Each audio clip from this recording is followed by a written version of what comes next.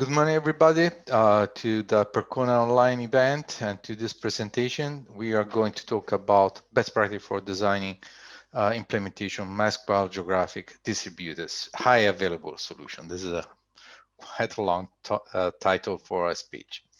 My name is Marco Tusa. I'm yes, open source enthusiast, being MySQL tech lead in Percona, principal architect as well, working in this field for many years, and I'm trying to do what I can to be a contributor of the community.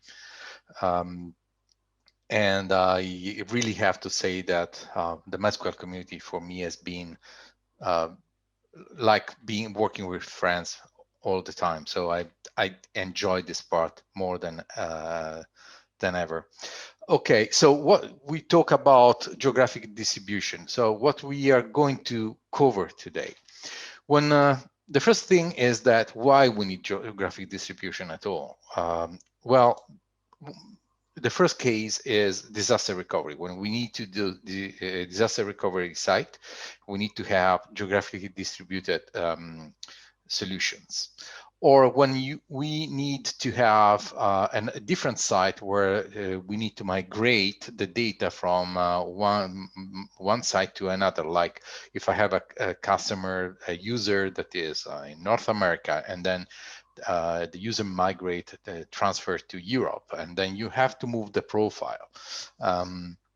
That actually happened to my son when we moved from Canada to Italy, that he was playing with League of Legends, and apparently League of Legends has very separated and self-contained word, and the profile must be migrated by one to another. So this is the kind of situation where you have to do the migration, and you need to have the geographic distributed solution for your own need. Because the application is designing to work in that way. And then you have the other needs, which is you have to migrate the data. You have to locate the data in a specific area, just because the regulation, the laws, is not up to you, but you still have to do it. Anyhow, today we are going to mainly focus on disaster recovery, which is the big why we are having this talk, and also is one of the main component in when you design architecture for databases. You need to have availability, but you need to have disaster recovery as well. So let's go on and see what this is.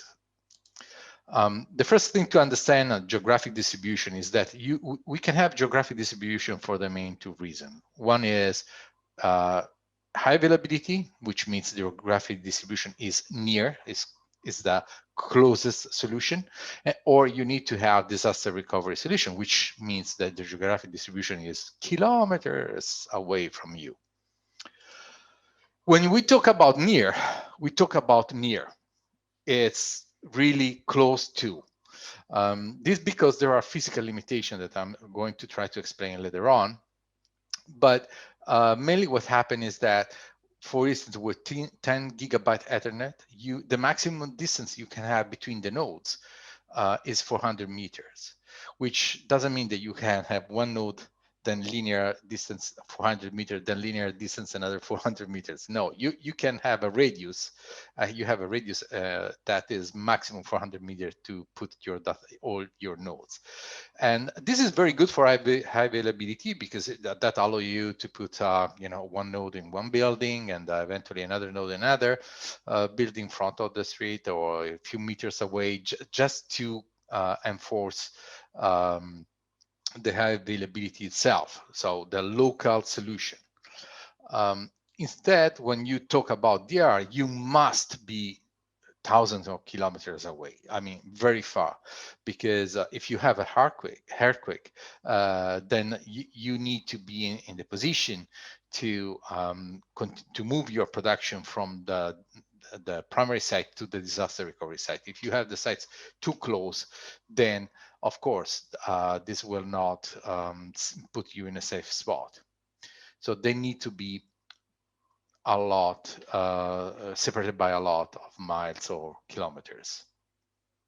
The problem here is that Geographic distribution is heavily, the performance on geographic distribution is heavily affected by distance. And the level of impact that the distance has is significant. It's not cheap. It's not a cheap cost. It's a huge cost. And I'm going to try to explain this in the next few slides. And I would like to start with a real life example. I prefer always to present real cases. Real cases allow us to take numbers from reality and not from lab. This I had, to be honest, especially in the past, I had many customers coming to us, and with this, I want some crazy setup. And this is one of the cases where the setup was not so crazy, but by the way, we had some interesting numbers. So let's start. In this case, we had a customer that set up a main data center and then another data center just 400 kilometers away. So they are not so far. And they were fiber high performance channel fiber connected, which means that the provider was telling them, yeah, you have very high speed connection, everything is super fast, and everything is speed light. And they set up a PXE cluster, 2 nodes in one data center and another node in the other data center for high availability.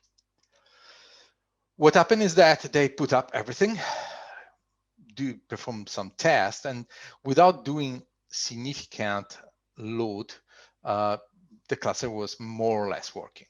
I mean, was working for them. After they put on production, they start to have issues. And they poke us and say, hey, guys, we have this problem, but why? So we start to do the first analysis on the network. And the first thing that, of course, the customer told us is, by the way, we have a ping that is 3 milliseconds. So it's very good, it's very efficient. But, to test the connectivity and the network, you need to do more than a ping. So what we did was to start to analyze the line with several scripts tools 24/7, so following the whole week, and changing the level of the load on the network, and constantly taking numbers, and not just one spot with the ICMP.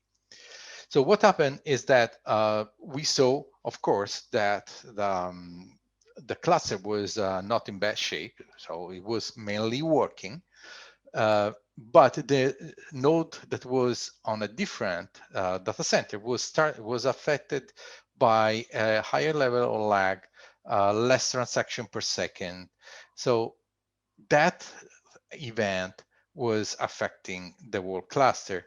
But the interesting thing is that we were not having a huge latency in average, right? 37 milliseconds with 500 kilobytes. It was not something huge. But the interesting fact was that when you analyze 24/7, 24 hours per 7 days, you then catch events that are not easy to catch. Some spikes over 200 milliseconds or even more were creating, for instance, instability on the cluster because the PXE cluster is virtually synchronous and it expects to have a specific kind of transmission between the node. And no, even more, the problem was that when the traffic increased and the amount of data was higher, that the amount of data exchange between the nodes was higher, then of course, if one of those events was happening, the full cluster were non-crashing, stalling, or spelling one node, then it have to resync and so on. So it was not performing nicely. And that, of course, was affecting. Just to give you a few numbers of the thing that we were having, we analyzed and we had. when you do this kind of a situation, you have to consider 400 kilometers in one way and 400 kilometers in the other way, because the kind of how the TCP work and how also Galera works, the exchange of the messages. So light speed, following the connectivity and the physics, light speed would have been 2.66 milliseconds for the message to go back and forth. The ping was taking 3 milliseconds, which was which means that it was traveling at 80% of the light speed performance. If we increase a little bit with a little bit higher package, so the package dimension was instead of the CMP was a TCP package sent over 40K, then we had 4.27 milliseconds, so 62% of light speed. And then if we increase it again, so the write set was becoming 512, then we have 37 milliseconds. Now, 37 milliseconds is 2%, 2.6% of light speed. Now, as you can see, we move from 20% loss to 97% loss, which is huge. It doesn't seem so much when you talk about milliseconds, but it's huge. And of course, 200 milliseconds is even that, right? Just don't, you cannot consider that. It is too much, even to think about it. Now, there are many reasons why this was happening, but one of the reasons, of course, that you need to keep in mind that is the kind of overhead and how the message needs to travel on the cable, right? Whenever we have something on the that is transmitted, we transmit it on the basing dividing the message in different chunks and putting this and think about these chunks as small wagon, right? And you have a large wagon that can be 1,500 bytes, and then inside you have a small container that can bring something less than the dimension of the whole wagon. And then inside again you have the TCP segment that is the one that is transporting the data around on the internet, which is 1,460 bytes.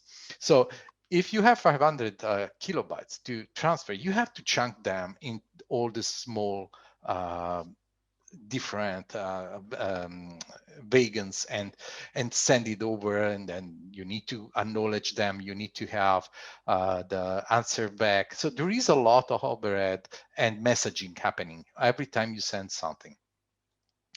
And also, if we are talking about TCP/IP, that is, is a stream of octet that is established both way, and has a window that is a dynamic window that is normally managed by the algorithm that evaluate the traffic, evaluate the signal, evaluate if there are crashes, if there are conflict.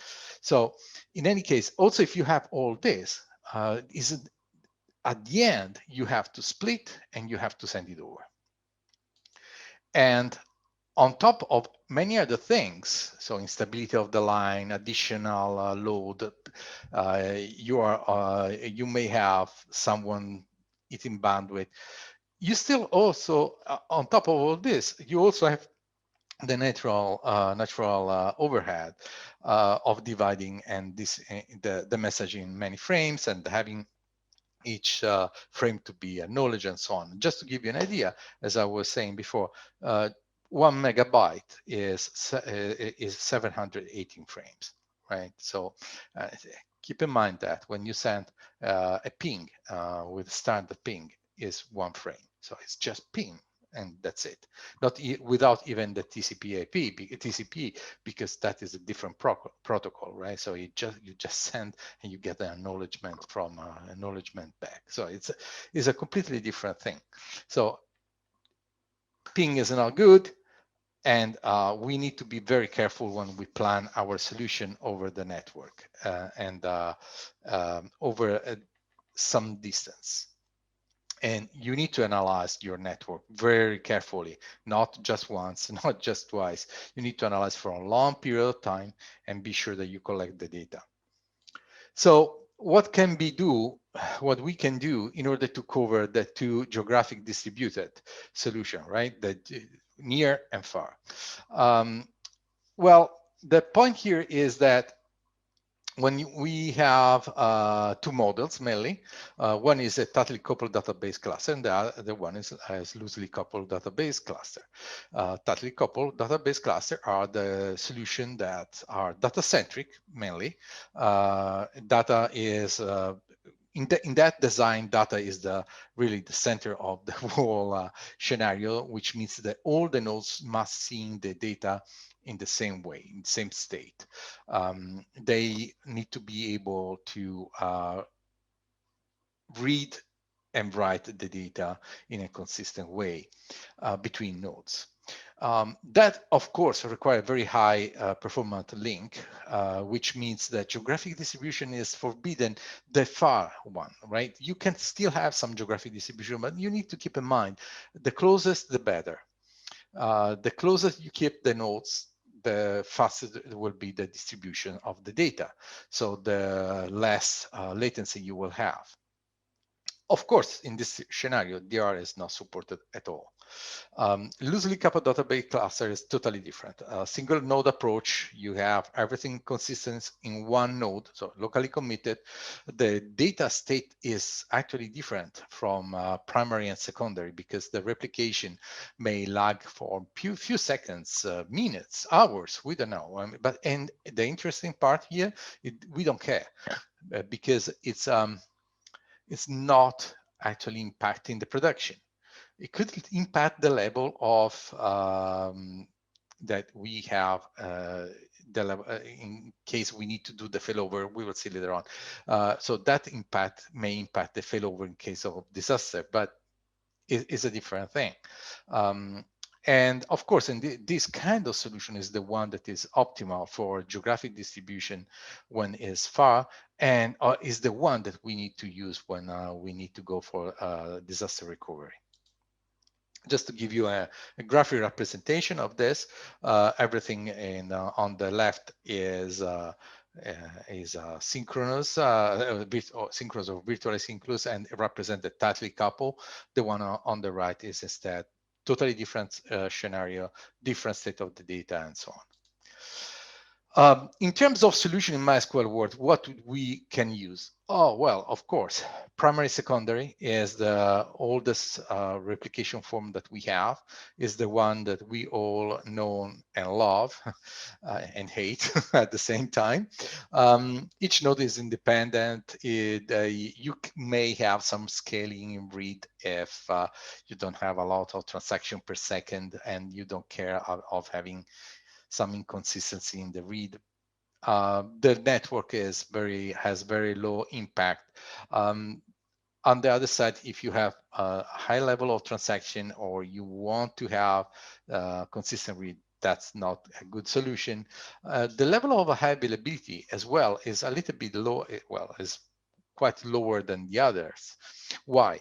Because of course, as I said before, I can lag minutes. I can lag hours, right, in the replication.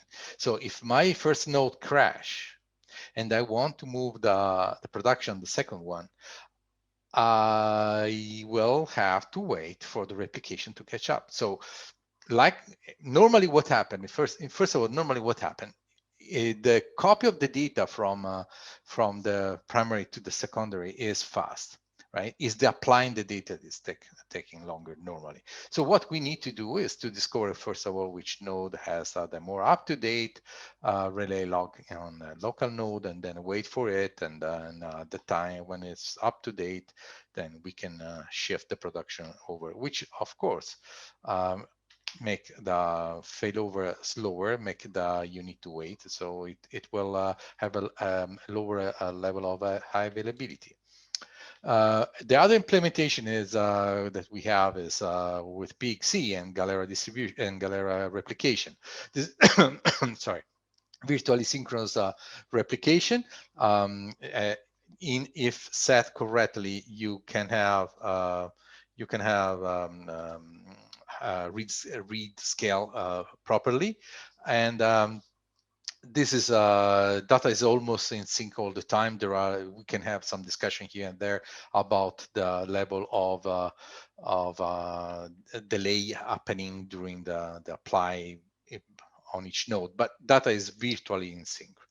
The negative fact is it doesn't scale right, of course, because this is going, again, it's not a real multi-writer, multi-master that's not used anymore, multi-primary solution.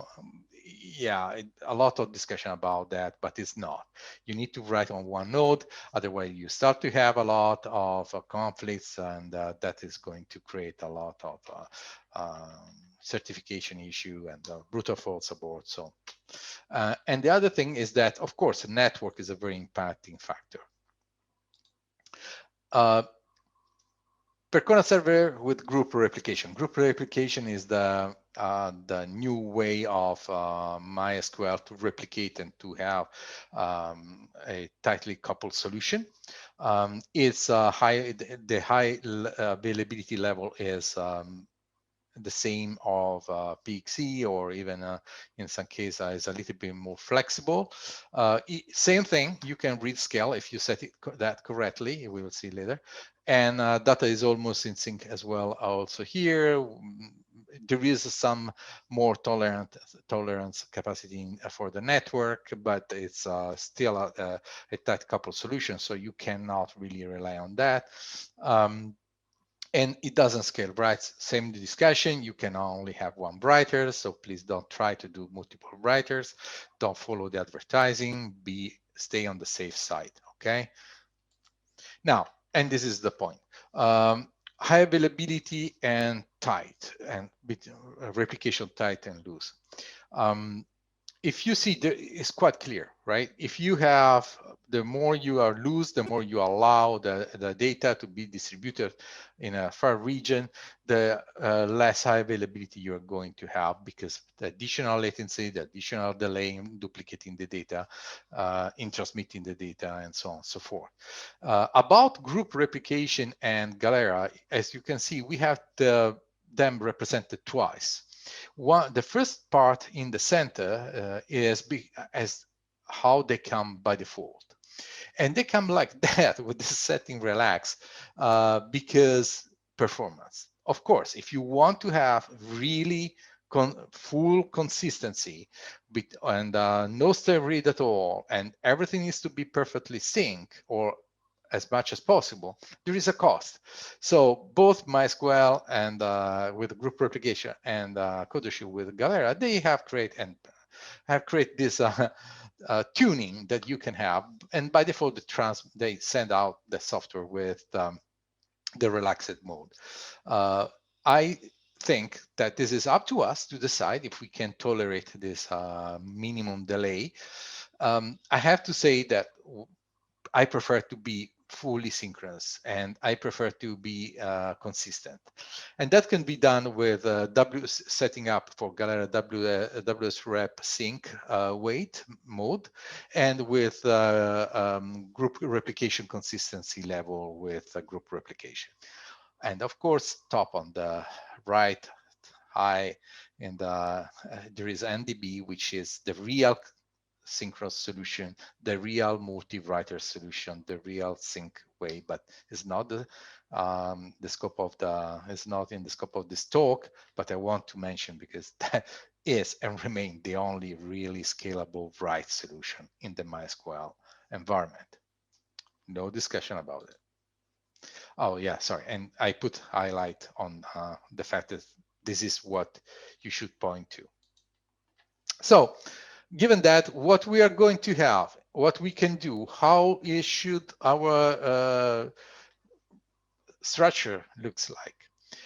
This is a solution where you have London West, London East, and then a disaster recovery site. And to be honest, and the link between the nodes are done using synchronous internet link. Synchronous meaning I'm deploying here, something like PXE or group replication, but I put the nodes in a totally different geographic location, and I go through the internet. Well, of course, this is a big no. You don't want to do it. You should never do that, right? It's wrong, period. No discussion. In this case, instead, I'm doing something good, something bad. In London West, I'm putting 2 nodes, and I link them with, let's move my window. Okay. I link them with high performance link, and I'm still using synchronous replication, so PXE or group replication. And then I created DR, which is just 1 node, and I connect the other node that is on London East in asynchronous with an asynchronous replication. So they all kind of replication exists in MySQL. In this case, I've done 2 right things and 2 wrong things. So also this one is no, don't do it. It's wrong. You should not do this. You should not do synchronous internet link also in the same city. No, it's still wrong. The other solution, this is starting to be close to correct, or well, is correct. Let's put it in this way. So we have London West with 2 data nodes, locally linked. Then we put London West, maximum 400 meters radius, the other nodes. So I'm improving the high availability here, moving the node there. And I used the high performance internet link, which means I'm still using a cable that is going to transmit somewhere out to the to my environment, my external node, the data, and to do the replication, but is inside the limit, right? And then I have a disaster recovery site built at the same way with connected with asynchronous internet. This is almost okay. I would say this is almost okay, which means you can go for it. The best way is to have, actually the best practice is to have all the nodes connected with sync hyperform link. Now, what is important to understand is that this node can be on the other side of the road. But the important thing is that you actually have a cable that is going from your data center to that data center, a fiber channel cable that is not going to do, is not going outside routers or something that goes to your provider. No, it's really a cable that goes beyond the ground and go in front of you, and then is linking your data center there with the data center where the other nodes are.